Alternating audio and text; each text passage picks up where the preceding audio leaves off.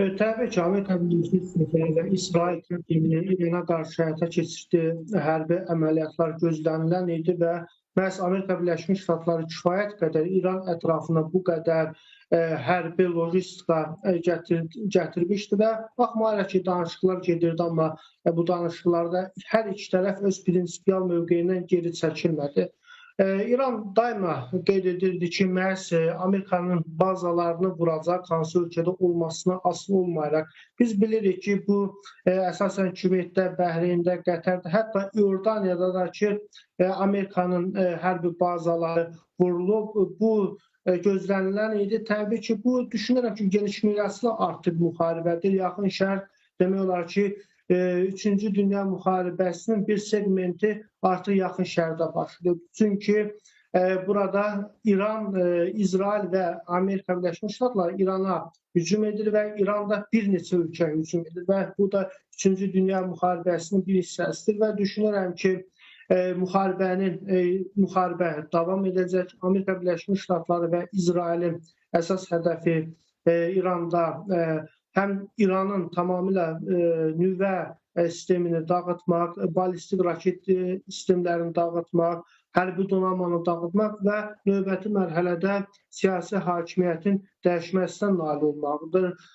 Təbii ki, düşünürəm ki, İranda siyasi sistemin konkret olaraq dəyişməsinə Amerika Birləşmiş Ştatları nail ola bilməyəcək. Çünki İran kifayət qədər fundamental, ideoloji bir ölkədir.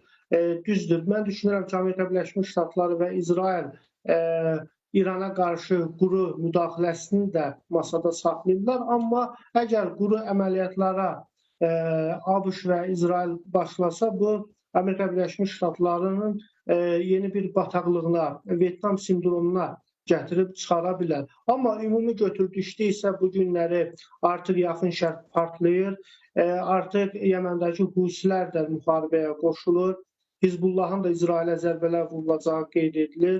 Həşd-i-Şabi, İraqa da Həşd-i-Şabi qüvvələrinə İsrail və Amerika da hərbi zərbələr endirir İraqda. Yəni göründüyü kimi yaxın şərqdə artıq yeni bir siyasi nizamın qurulmasını Amerika Birləşmiş Ştatları həyata keçirir və bu prosesi artıq cərrahi yolu ilə, hərbi əməliyyatlarla keçirməsidir. Əsas hədəf də məhz İran, Rusiya, Çin oxunu dağıtmaq, İran neft qaz yataqlarına sahib olmaq, həmçinin İran Fars körfəzində buradan neft qaz keçidlərinə Amerika Birləşmiş Ştatları tam sahib olmaqdır. Yəni Amerika Birləşmiş Ştatları yeni bir dünya siyasi nizamında konkret olaraq öz mövqeyini gücləndirir, öz qütbünü formalaşdırır, Rusiya və Çini də bununla hesablaşmağa məcbur edir. Bir növ İrana qarşı Amerikanın bu əməliyyatı məhz yeni dünya siyasi